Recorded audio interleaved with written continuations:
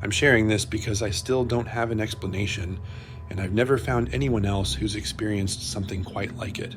My name is Anna. I'm 35 years old. At the time this happened, I worked as a secretary at a small used car dealership in a quiet town about an hour outside Atlanta. It was the kind of place where everyone recognizes your face, even if they don't remember your name. My life was routine, predictable. I lived alone in a one-bedroom apartment, went to work, came home, and spent most evenings watching TV or reading. I didn't go out much, and I didn't have many close friends in town. That's why the first incident stood out. One Monday morning, my manager asked me if I was feeling better after Friday night. He said it casually, like he didn't want to pry. I told him I had no idea what he was talking about. He said I left early, looking shaken, and didn't say goodbye. I assumed he was confusing me with someone else. He didn't argue, but the look on his face told me he was certain it was me. A few days later, a man came into the dealership asking for me by name. He said I'd helped him over the weekend, unlocking the gate so he could look at a truck after hours. We were closed that day. I told him that must have been a mistake. He paused, frowned, and said, "No, it was you. Same voice, same hair." I laughed it off, but later that evening I checked the security system logs. There was no alarm triggered, no record of the gate being opened, just a single muddy footprint near the fence, barefoot. Around the same time, my neighbor started acting strangely around me. One night, as I was unlocking my apartment door, he asked if everything was okay. He said he'd been seeing me in the hallway late at night, standing still, not walking, just facing my door. He mentioned it happened around 3 a.m. I told him I was asleep at that hour. He nodded, but didn't look convinced. That night, I locked my door and pushed a chair under the handle. Over the next few weeks, small things began to add up. I'd find receipts in my purse for places I didn't remember visiting. My phone showed outgoing calls I didn't recall making short calls, usually late at night. When I listened to one voicemail saved in my drafts folder, it was just my breathing. No background noise, no words. I started feeling like my apartment had been used while I was gone.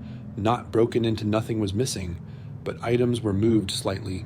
A chair pushed in when I remembered leaving it out. A light switched off that I was sure I'd left on. One evening after work, I noticed red clay on the cuffs of my pants, the kind you find on the old dirt roads outside town. I hadn't been anywhere like that. That was when I set up a small camera in my living room. I didn't sleep much that night. The footage showed nothing unusual for hours, just darkness and silence. At 3:12 a.m., the bedroom light turned on. The camera couldn't see the bed.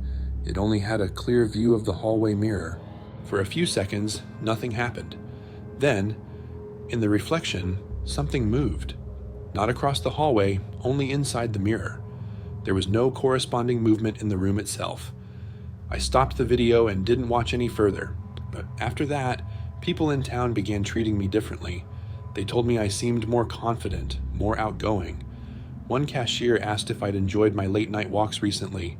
I hadn't. Sometimes, when I came home, the apartment felt like someone had just left. The air felt unsettled, like a conversation had been cut short. Eventually, the activity slowed. The footprints stopped. The phone logs went back to normal. My neighbor said he hadn't seen me in the hallway in weeks. Life returned to routine. But even now, years later, I'm careful. I don't correct people when they say they saw me somewhere I wasn't. I don't keep mirrors facing my bed, and I never check my phone immediately after waking up, because whatever was using my face didn't feel aggressive. It felt familiar, like it knew my schedule, like it knew where I belonged. And the most disturbing part isn't that someone looked like me, it's that for a while, the town couldn't tell which one of us was real, and no one ever asked.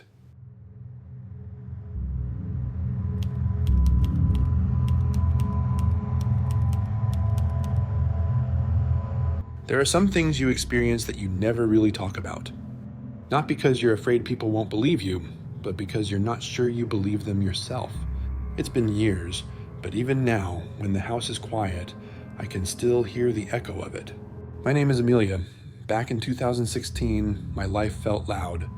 A bad breakup, a job I hated, it was just noise, all the time. To find some quiet, I started solo hiking. I wasn't reckless. I was the opposite. I planned every route, packed for every contingency, and always let someone know where I was going. I had a deep respect for the wild, and I knew its rules. That spring, I chose a place in the Pacific Northwest, a dense, old-growth forest that was known for being beautifully, profoundly empty. It was a place you went to get lost on purpose, just for a little while. Back then, your phone was just a camera out there. There was no signal, no lifeline to the outside world. That was the point. The first day was perfect. The air was cool and smelled of damp earth and pine. I remember just standing there, listening to the silence. Not the absence of sound, but the gentle, living quiet of the forest, the rustle of leaves, the distant call of a bird, the hum of insects. It was a symphony of solitude. But on the second day, the music stopped. It wasn't a gradual change. It was sudden, like a switch had been flipped. The birds went silent. The insects stopped buzzing.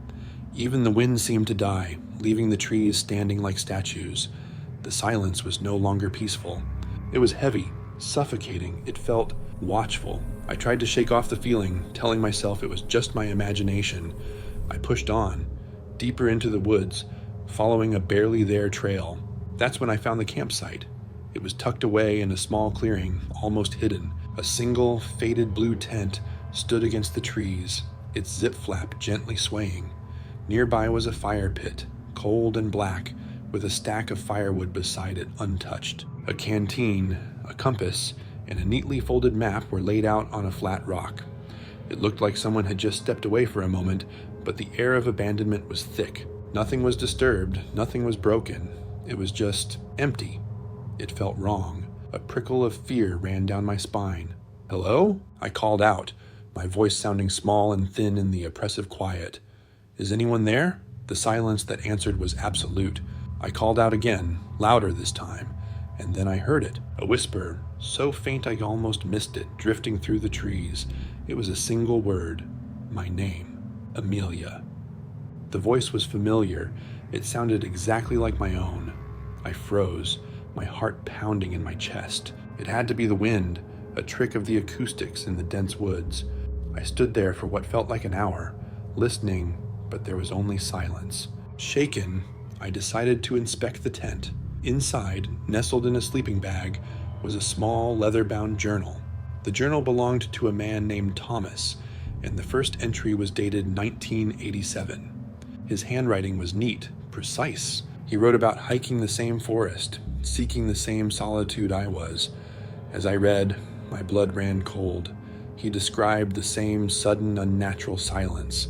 He described finding an abandoned campsite, a faded blue tent, and neatly arranged gear. He described calling out into the woods and hearing his own name whispered back to him. I was reading my own experience, written by a stranger 30 years before I was even born. It was impossible, but the words were right there in front of me. I kept reading, my hands trembling. Thomas wrote that he felt he was in a loop, a place where time had folded in on itself. He realized the whisper he heard wasn't a ghost, but an echo of himself, a warning sent back from his own future. He used that echo and the clues he found in the campsite, a campsite he eventually realized was his own, from a previous forgotten loop to navigate the strange silence and find his way out. The voice I heard wasn't an entity haunting the woods. It was me, a future version of me, calling back through time, guiding me away from a place I was never meant to be. I followed the faded notes Thomas left in the margins of his map, guided by the memory of my own voice, and I walked out of that forest. I never looked back. I still have the journal. I've read it cover to cover 100 times. Most of it is filled with Thomas's experiences in that forest, but the last few pages are different. They're filled with warnings, predictions of things he believed were set in motion by his time there. Small things at first, but some of them haven't happened yet. And sometimes, on the quietest nights, I think I can still hear that whisper, waiting for a future that hasn't arrived. That's all for tonight's entries in the Nocturnal Archives. As always, these stories end here. Whether they stay that way is up to you. Until next time.